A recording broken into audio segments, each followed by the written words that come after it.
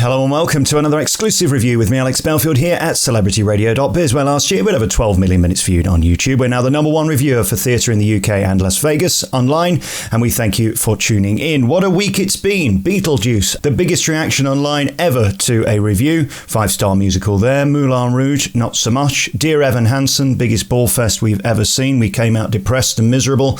And then we went to see The Boy in the Dress. The title itself made me nervous. What is it going to be? Is it going to be a millennial sort of bashing of gender and all this? Don't clap at the end of songs because you might offend people, and certainly don't say good evening, ladies and gentlemen, at the beginning of the performance. Well, in fact, it's not. It's not about being gay. It's not about being anything. It's about being who you are. And I have to tell you, it is one of the most joyous 2.5 hours I've spent in a theatre in the last decade. It is fabulous.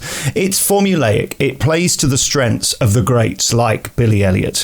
It has the heart of Jamie. There's also equally a childish innocence about it, which is beautiful, sort of that Mary Poppins look about it, which just makes you instantly go back to that happy place where there was no Brexit, no Boris Johnson, no Donald Trump, and just a football in your back garden with your mates. It has some of the visuals of Matilda. That's unsurprising because it's Royal Shakespeare Company. But it has massive heart and even more talent. The kid who plays the boy in the dress is sensational. We'll get to him in a bit, although there are 4 lead stars sharing that role. David Walliams, from my generation, is known for Little Britain, making fun of fatties and the only gay in the village, and was hysterical. Now, though, of course, to a new generation, he's known as one of the most popular authors on earth. He wrote a book called The Boy in the Dress, which has now been turned into a musical by the RSC, and it's had everything thrown at it. It's had the class of the Royal Shakespeare Company at Stratford upon Avon. It's had the musical brilliance of Guy Chambers and Robbie Williams, and the genius dust of Mark Ravenhill's adaptation of David Walliams' book. And let me tell you, this killer combo of David's writing, Mark's adaptation, and Robbie and Guy's musicality has made this a smash hit. It is lovable from the second you walk into the theatre. It's got a storybook set. It's got music that you instantly love and almost recognise, even though you've not heard it before. It's got a story about hope and sincerity and being who you are, which you can't fail to be endeared by. And it is driven by a magnificent cast with some sensational choreography. The set itself is beautiful. There's sort of nods to Our House in it. There's nods to Matilda, certainly. But it certainly stands alone as one of the most beautiful sets I've ever seen.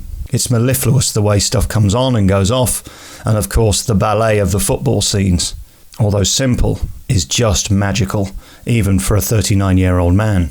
There's nothing I didn't like about this show. Having spent all week in the theatre, I saw Phantom of the Opera again, which is still magical after 33 years. And then I saw the third preview of Dear Evan Hansen, which is one of the worst atrocities I've had to sit through in a theatre, celebrating all the worst things of our life. Depression, suicide, and the millennial obsession with social media. This show doesn't look at that. This show looks at a little boy who wants to play football, who wants to fit in, who has a brother and a father who is devastated and can't reconcile the fact that his wife is no longer living in the house. How does he cope with that? All the stuff we can instantly relate to. And of course, there's a happy ending, which in my view, every show should have. You should never leave the theatre feeling more miserable than you went in. That's not the point, certainly, of musical theatre. If I were to be sneery like most of my colleagues who are critics, I would say it's a bit low rent in places with poo, snot and fart gags. But of course this is a children's musical. It got big laughs. It might not work for me, but it's a bit panto in places.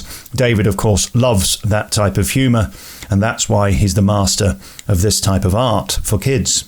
This show is joyous. It looks joyous. It's lit joyous, and the music is uplifting throughout. There's obviously similarities to Billy Elliot because it's about a little boy. He doesn't want to become a dancer. He wants to wear a dress. It's the same principle, really. At my performance, Dennis was played by Jackson Lang, and I've got to tell you, I have not seen a more sensational child performance since Liam Mower on opening night of Billy Elliot. He has the most tender, beautiful voice you could imagine. It's pitch perfect, it's enchanting, it's lovable. You want to hug the kid. He is such a star. 2 things happened in this show tonight that shouldn't have happened. Very small things that most people wouldn't notice. The way this kid dealt with these tiny things that could have ruined the next scene was unbelievable. He noticed that something had gone wrong, he made it right, he sorted it out, and he carried on. I can't believe how beautiful that was, and for that I give him 5 stars before we even get to his voice and to his performance. It was utterly believable. Congratulations to Alfie Zooks, who was a magnificent John, playing the brother of Dennis. A beautiful voice. There was one moment where he really shone.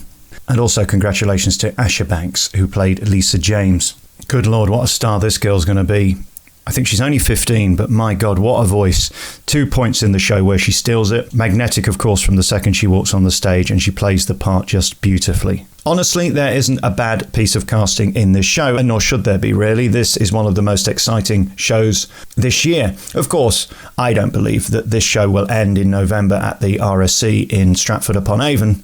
My belief is it will go into the West End. I almost wonder whether Matilda's had its day and this is designed to replace it. Well, let me tell you, that wouldn't be a bad thing. This is a step up from that show in my view. It's just perfect. Let's do some nods to the cast. Dad's played by Rufus Hound. Utterly believable. I love Rufus. He is everything you don't expect from a West End performer, but that's why he's so great. He's just real and authentic. You absolutely believe that's how Dad would have behaved towards Dennis in that situation.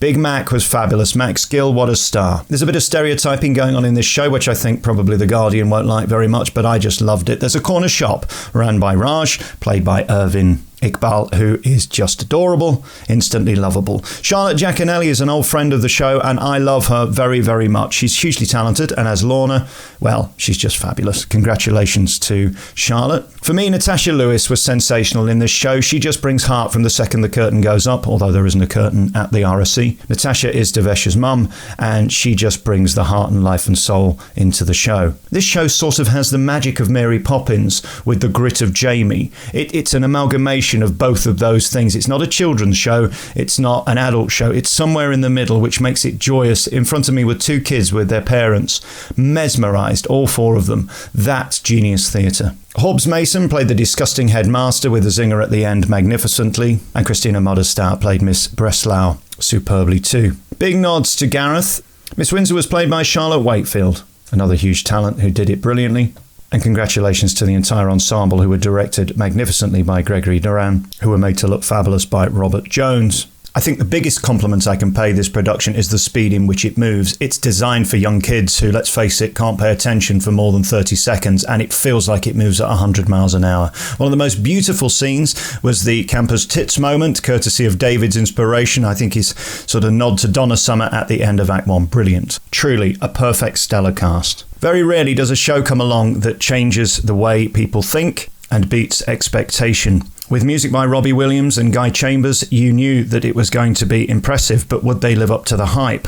I've seen musicals by other Take That performers where the music is just okay. This show isn't okay, it really is exceptional. I think there will become big hits from this show, and this show certainly will end up in the West End, on tour for many years, and will become the backbone of theatre departments in schools for decades to come. There's nothing preachy about this musical. That's what I love the most. There's nothing about being gay. It's not a gay story if that's what you're worried about. In fact, I don't think there's any reference anywhere in the show to Dennis's sexuality. This is simply about a boy who wants to wear a dress and has the last laugh. So really every box is ticked for a family musical. It's theatrically magnificent, it's visually beautiful, it's musically perfect, it's performed as well as it possibly could be by a magnificent cast, and I just loved The Boy in the Dress by the Royal Shakespeare Company. Congratulations to David and the whole team. You've been listening to another exclusive review by me, Alex Belfield, here at celebrityradio.biz, where last year we had over 12 million minutes viewed on YouTube. You can check out all of our hundreds of interviews and reviews at www.celebrityradio.biz. Ta-da.